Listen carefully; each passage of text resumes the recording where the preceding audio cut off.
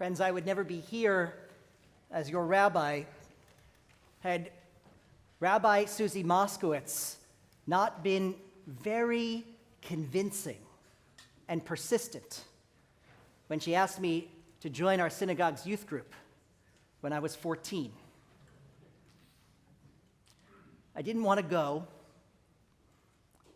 but I soon found that I loved it.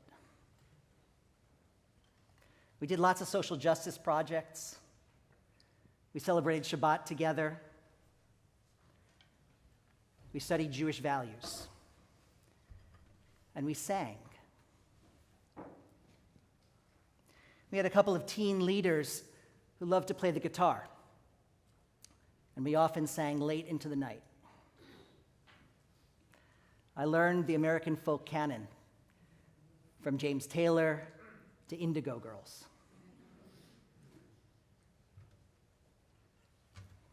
And one afternoon this summer, Haley and I were at a friend's house on Shelter Island with Goldie and George. We had dinner on their deck, and then dusk was falling, and the kids were all running around barefoot, chasing fireflies. They were laughing and carefree. It was storybook. And Joni Mitchell's words filled my mind. Yesterday, a child came out to wonder, caught a dragonfly inside a jar. Fearful when the sky was full of thunder, and tearful at the falling of a star.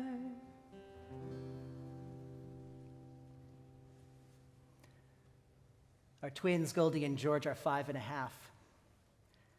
And this is the age of wonder. This summer, they went on their first roller coaster. They saw their first fireworks show. They went to their first baseball game. And yet, they are still a bit afraid of thunder. And they asked me not to yell or clap too loud when I'm watching the Giants game. More significantly, I found that the age of wonder is when they ask the best questions.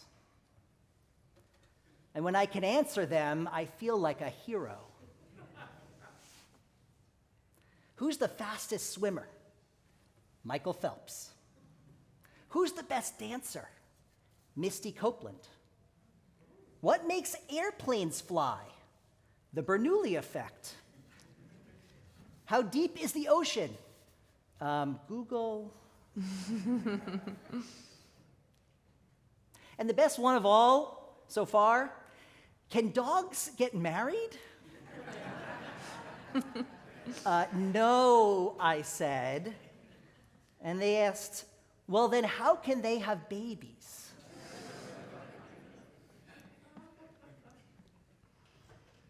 Wonder comes so easily to us as children. And then we mysteriously lose it somewhere along the way. And wonder is a gift, because all too often we are limited and constrained by our ingrained assumptions. Wonder helps liberate us from our patterns, helps us be creative, and helps us be free. Rabbi Abraham Joshua Heschel taught me as an adult to wonder.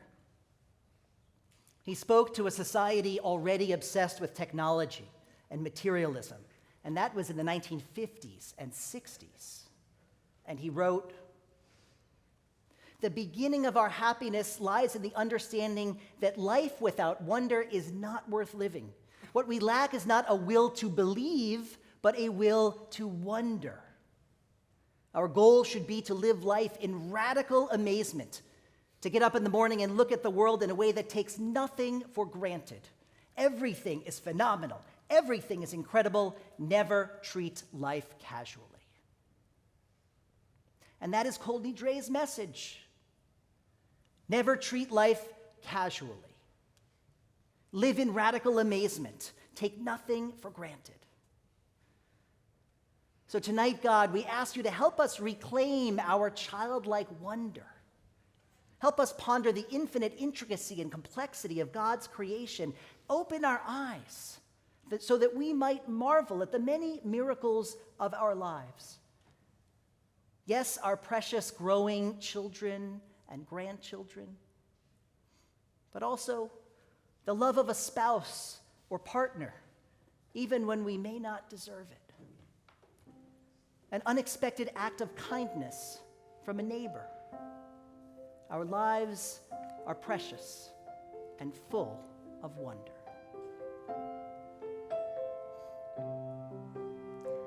Then the child moved 10 times around the seasons, skated over 10 clear frozen streams. Words like, when you're older, must appease them, and promises of someday make their dreams.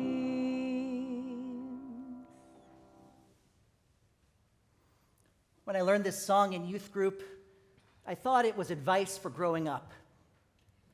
Something like, everyone wants to grow up quicker. Don't worry, you'll get there. Take your time. Now it seems to me that Joni Mitchell was really writing advice for grown-ups. As a congregant noted to me recently, when we are young, time seems unlimited. And many of us still approach time that way. We always think we will have more of it. We've all done it. Said, we'll get together sometime. Made up an excuse to decline a friend's kind invitation. Or skipped an event whose timing wasn't quite convenient. We have the illusion that life is infinite. That we'll have another chance down the road. When the weather is better. When I'm not so tired. But then time slips away. We all know somebody whose someday never came. I know a woman who retired from her career and was full of plans for the next stage of life. Yet just 2 weeks later, her husband was diagnosed with a terminal illness that shaped the next decades. And some of us realize that we really should have asked our elders to tell us their stories while they still could. We all have regrets. Fortunately, many of us made a someday come true this year. Last winter, my brother and I took a special, long-awaited ski trip. And the very first day of my sabbatical, Haley and I went on our first vacation in 4 years. This summer, I rearranged my schedule on a weekday afternoon to get together with friends I hadn't seen in a long time. It nourished my soul. This night of Kol Nidrei implores us, don't wait. Life is precious, and sometimes all too short. So this year, no more promises of someday. Whatever it is you want to do it now, lest someday never comes.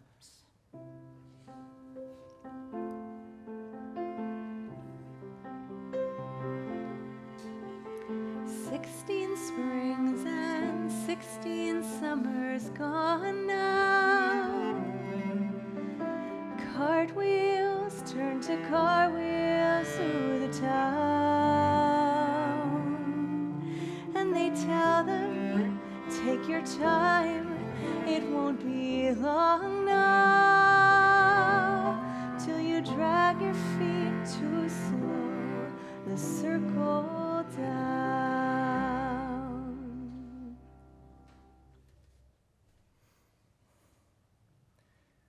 I'm 46 now.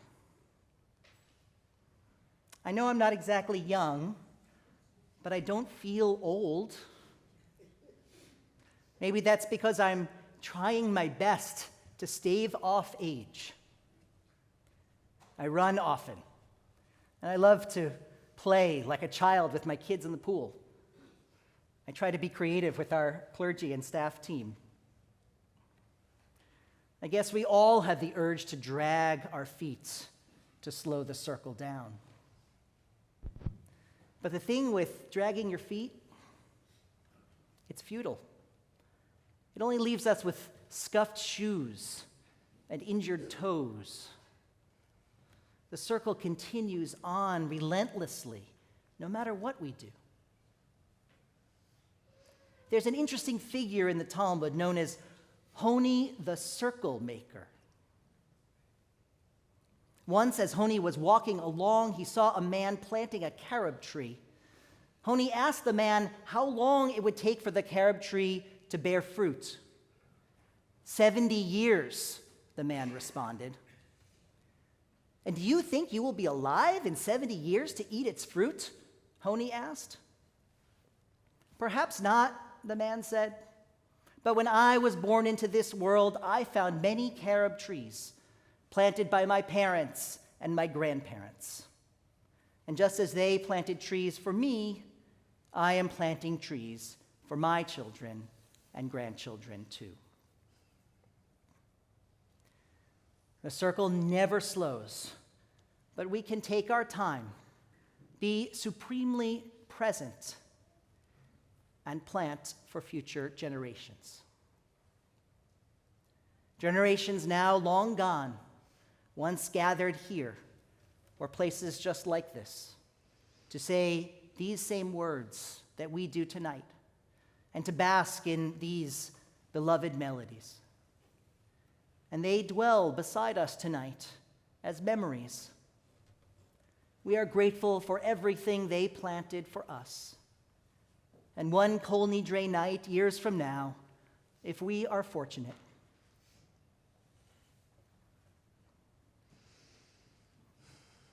our children and grandchildren will sit here, and they will remember us because we planted for them.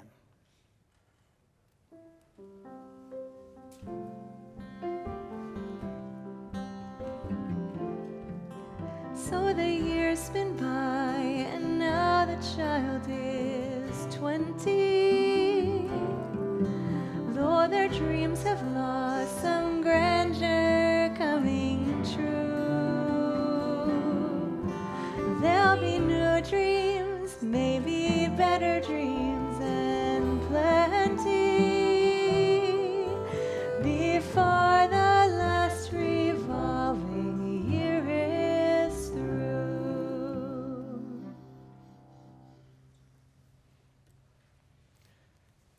Most of us can remember the dreams of our teens and 20s. By now, some of them may have lost a degree of grandeur. Others we have left behind or forgotten completely.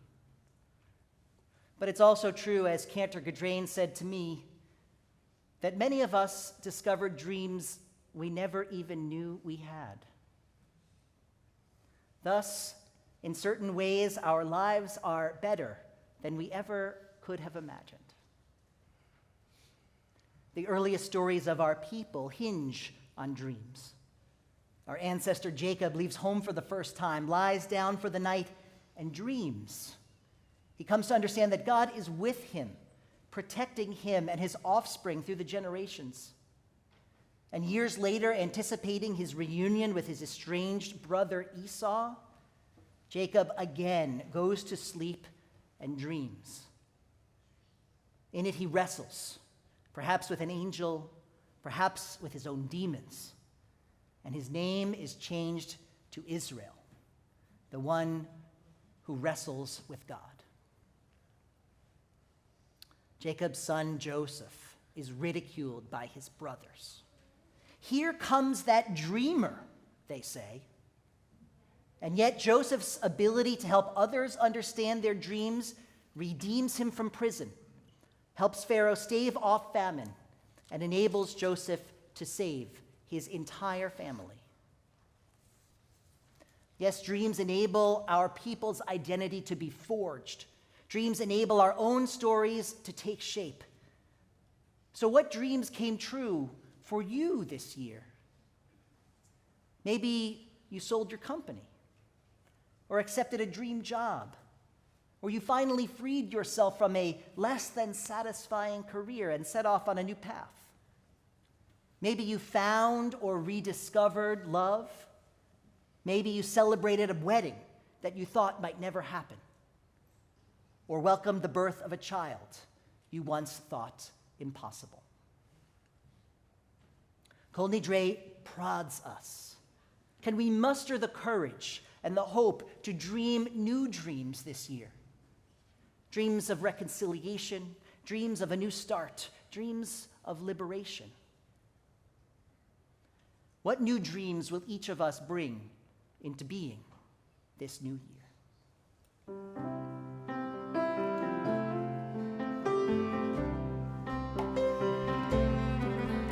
And the seasons, they go round and round, and the painted ponies go up and down. We're captive on a carousel of time. We can't return, we can only look behind from where we came, and go round and round and round in the circle game.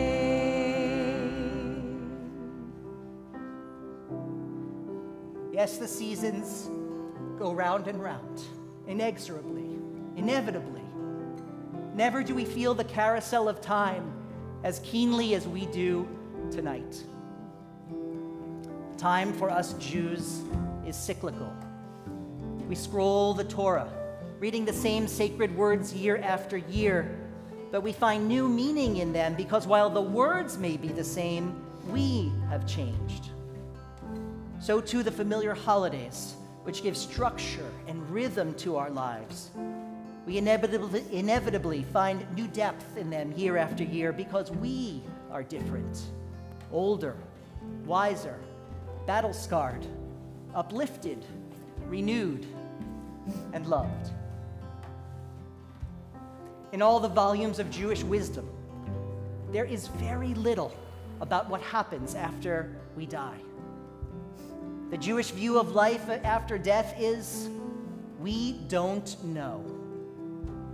But that doesn't particularly concern us.